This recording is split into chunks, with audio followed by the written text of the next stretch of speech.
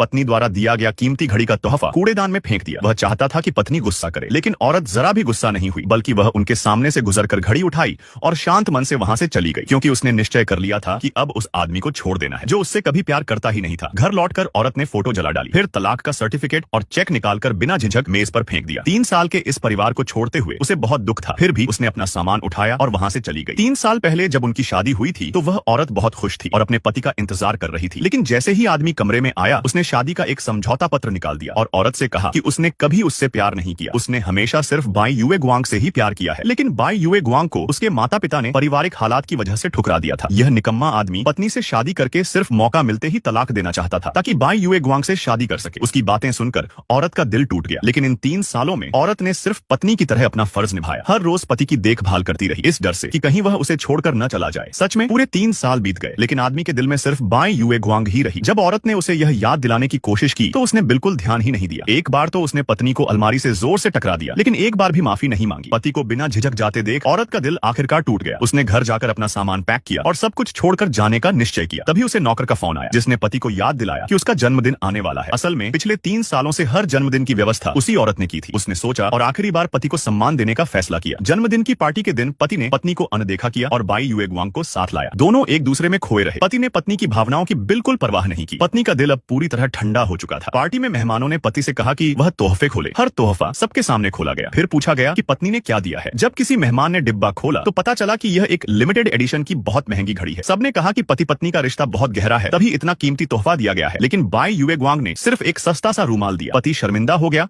और मेहमानों को भी लगा कि बाई युए गुआंग का तोहफा बहुत हल्का है। लेकिन पति ने तुरंत वह रूमाल पहन लिया और सबके सामने उसकी तरफदारी की। उसने कहा कि यह रूमाल उसके लिए बहुत मायने रखता है, जबकि पत्नी का तोहफा तो बस पैसों की बर्बादी है। यह कहकर उसने पत्नी की दी हुई घड़ी कूड़ेदान में फेंक दी। पत्नी ने यह सब देखा और समझ गई कि मायने तो तोहफे के नहीं बल्कि इंसान के होते हैं। वह शांति से आगे बढ़ी और घड़ी उठाई, फिर पति की ही बात दोहराई कि सच में यह तोहफा कोई मायने नहीं रखता। इसके बाद वह वहां से चली गई। पति ने यह देखा तो उसे महसूस हुआ कि वह हद से ज्यादा बढ़ गया है। पत्नी के चले जाने के बाद वह सिर्फ बाई युए गुआंग के साथ रहने लगा, लेकिन उसका दिल हमेशा खाली खाली सा रहा। धीरे धीरे उसे एहसास हुआ कि असल में वह हमेशा अपनी पत्नी से ही प्यार करता था, लेकिन 3 साल पहले लिए वादे और जिद की वजह से वह झुक नहीं पाया। अब पत्नी को रोकने के लिए वह बहाने ढूंढने लगा ताकि उसे हमेशा अपने पास बांध कर रख सके। जब वह बाई युए गुआंग के साथ तोहफा लेने गया तो उसे पत्नी के हाल के रवैये की याद आई और अचानक घबरा गया। बाई युए गुआंग के न होने पर उसने पत्नी को मनाने की कोशिश की और उसे तोहफे की फोटो भेजी, लेकिन पत्नी ने कोई जवाब नहीं दिया। बेचैन होकर वह तुरंत घर दौड़ा, लेकिन वहां उसे पत्नी का कोई स्वागत नहीं मिला। तभी उसकी नजर मेज पर रखी चीजों पर पड़ी। वहां उसने तलाक का सर्टिफिकेट देखा